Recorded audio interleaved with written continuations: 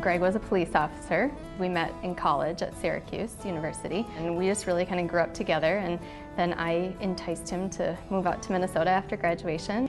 They got engaged on a snowmobile. They got married in February. They loved winter. They skied constantly. He was an excellent father. He was very caring. He was my best friend. He really, truly cared about people. I think that's what brought him to want to be a police officer.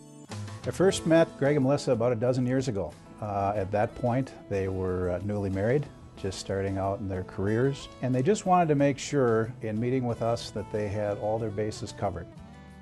We always went for our annual review and got the plan, and we would do what we were able to, and Joe provided good recommendations.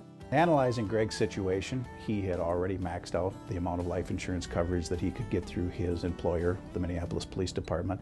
As we looked at what he wanted to do for his family, if something were to happen to him, we needed to add additional coverage on top of that. And we did that both through some term and through some permanent life insurance to get the full package that he had.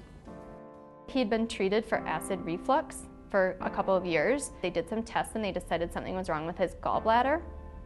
And so we were waiting for him to get in to go have his gallbladder removed. He was getting better, he was doing well, and then he started not feeling well again.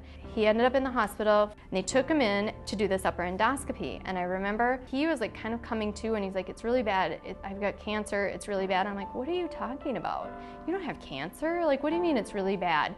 And the doctor came in and he said, "I'm sorry." Greg went through radiation, chemotherapy. He got cleared to have surgery, to have his stomach removed, and his spleen, and part of his pancreas. It was very difficult 2 years that they went through. So, I mean, the best thing was he died without having to give up fighting. So he never gave up. As I sat in the back of the church at Greg's funeral, the only thing that broke the silence was the taps on the shoes of the honor guard as they wheeled in that flag-draped casket. And behind that casket was this young widow and these two young children. And it just struck me so profoundly because it reminded me so much of my own family.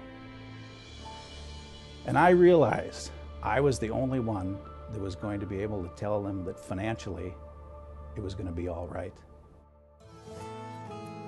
We were able for Melissa to pay off all debt that they had and fully fund educational accounts. We were able to put together short-term funds, medium-term funds, retirement funds for Melissa.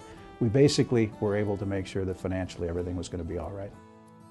I hope that a young couple sees our message and it pushes them from the heart to make a decision that's going to end up taking care of their family.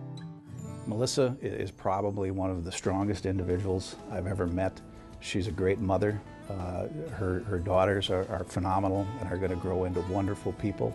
They have the financial resources to do what they'd like. They have that support network that helped them through the illness and have helped them through Greg's death. And those three women are going to have an extremely bright future.